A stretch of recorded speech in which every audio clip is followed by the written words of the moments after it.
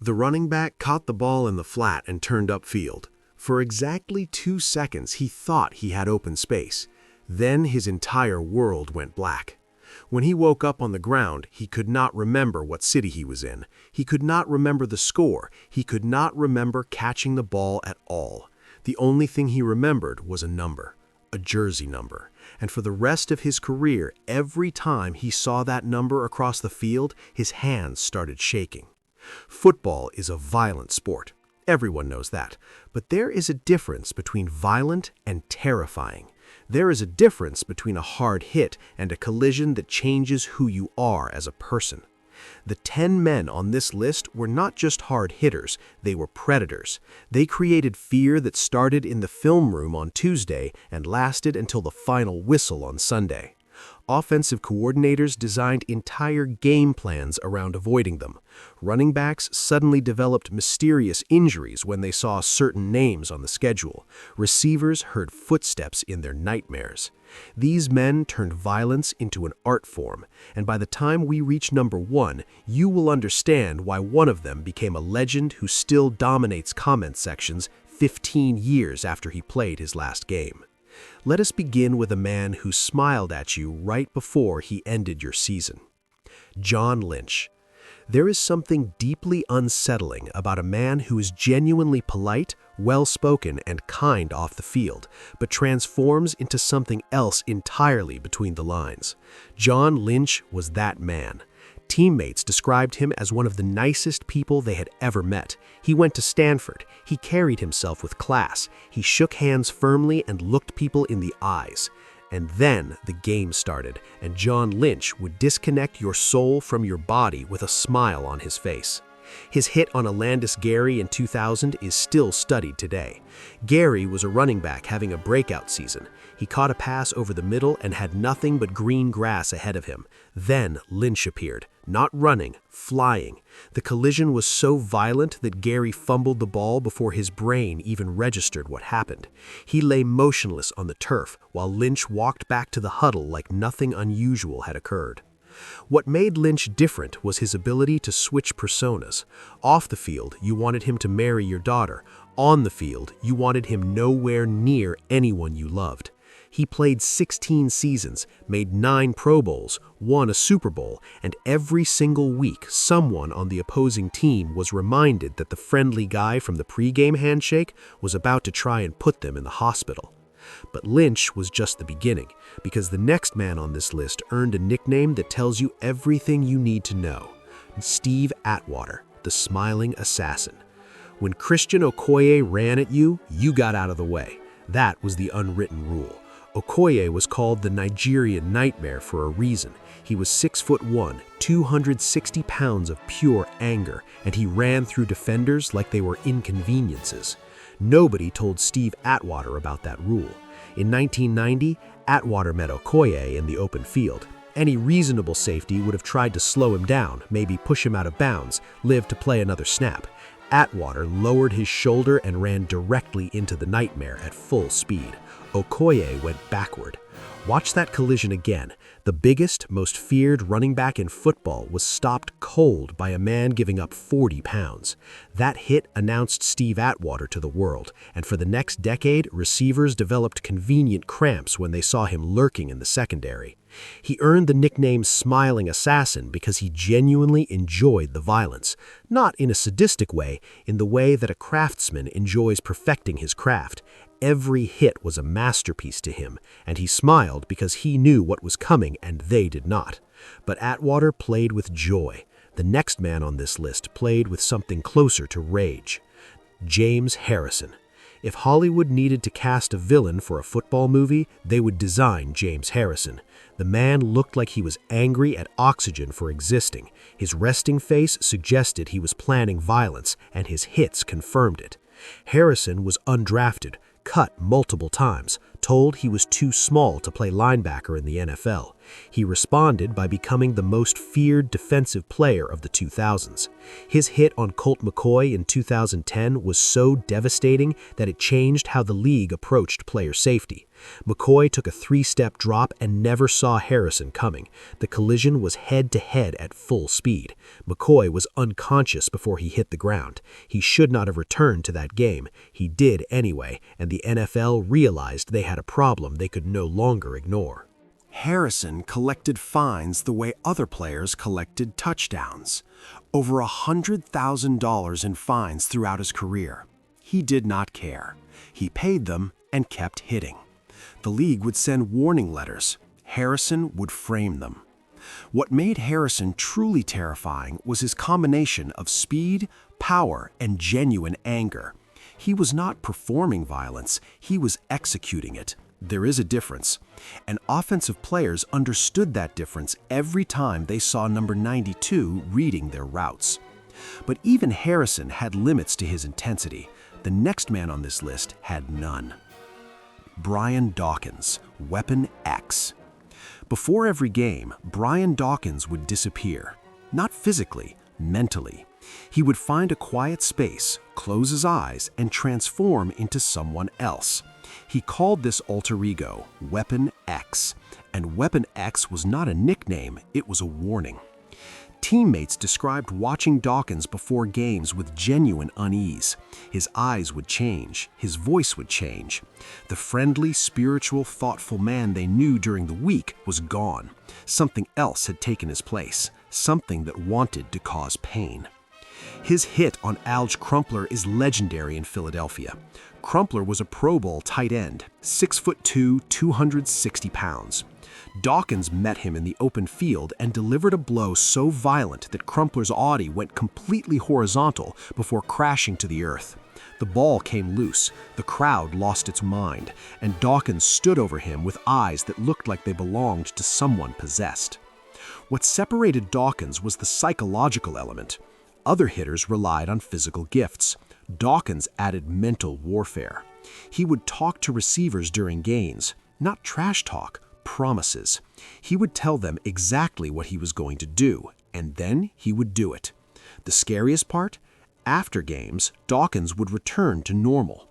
The spiritual family man would reappear, and you realized that somewhere inside him lived something he could summon at will, something he called Weapon X.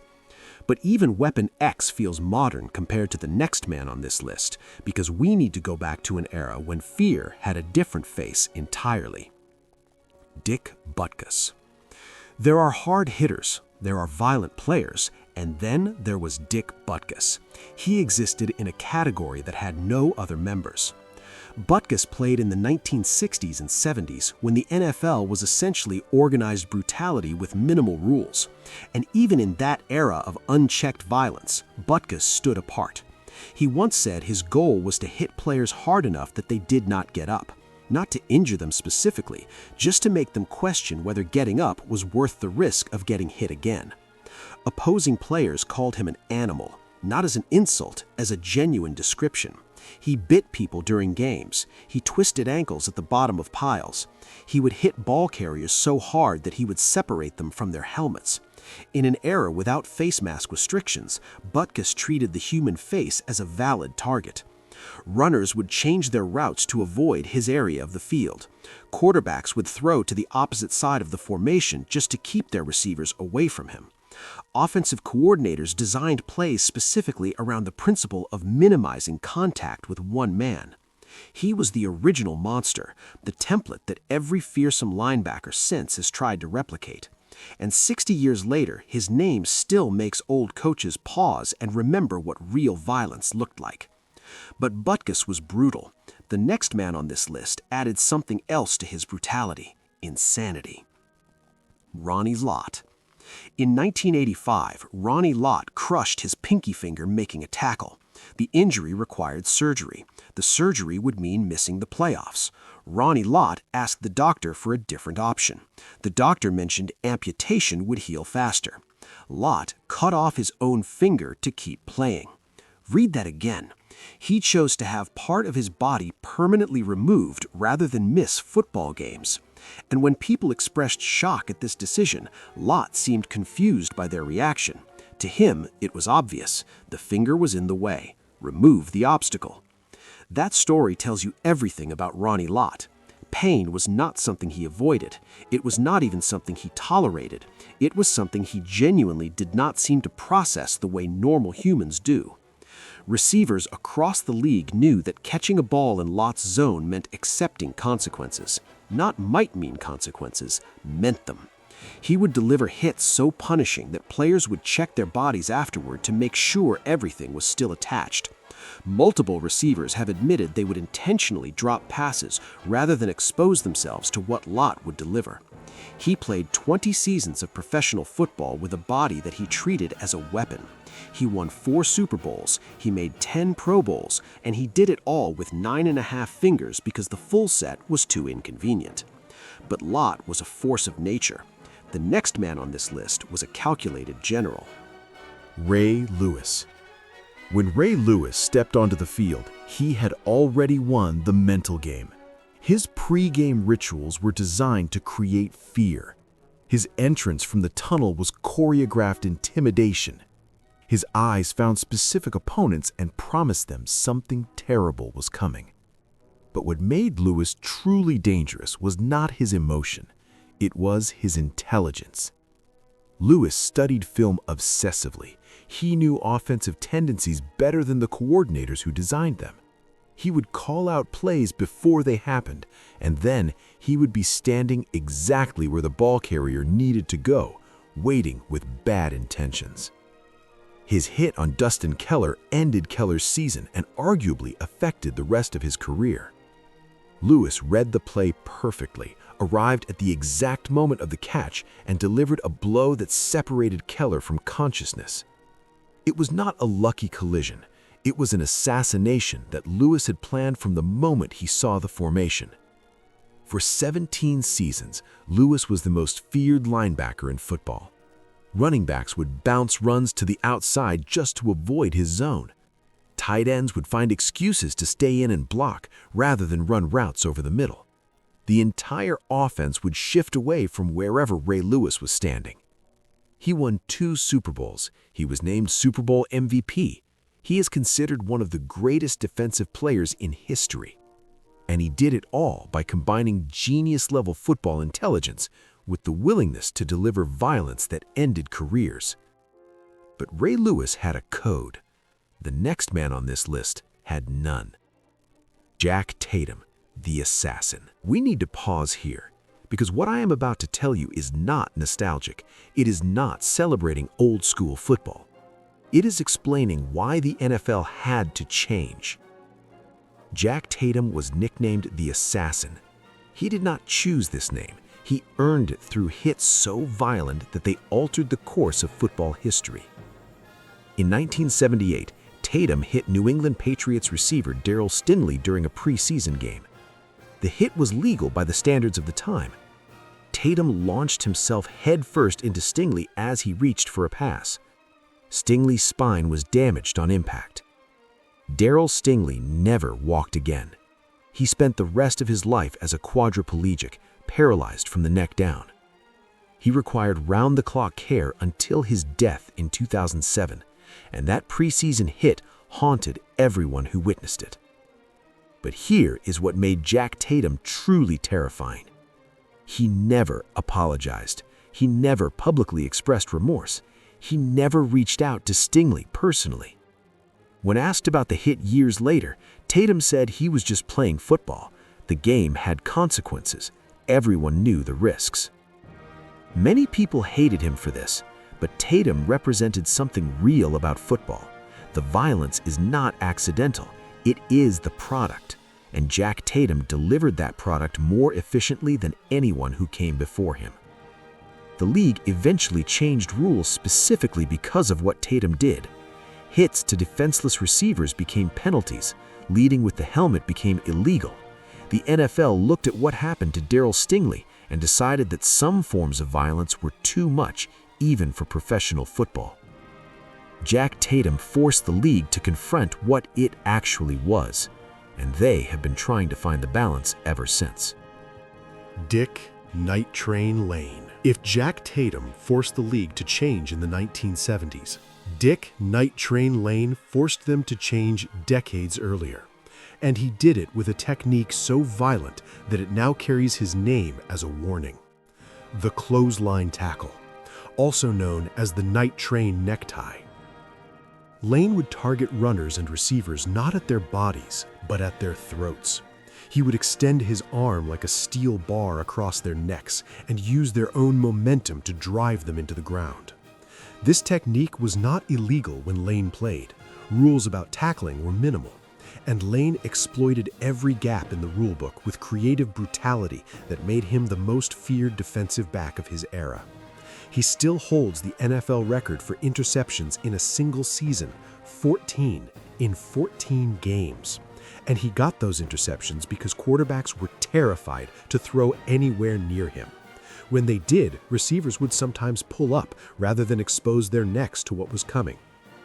Lane played 14 seasons of professional football and changed how the game was officiated forever.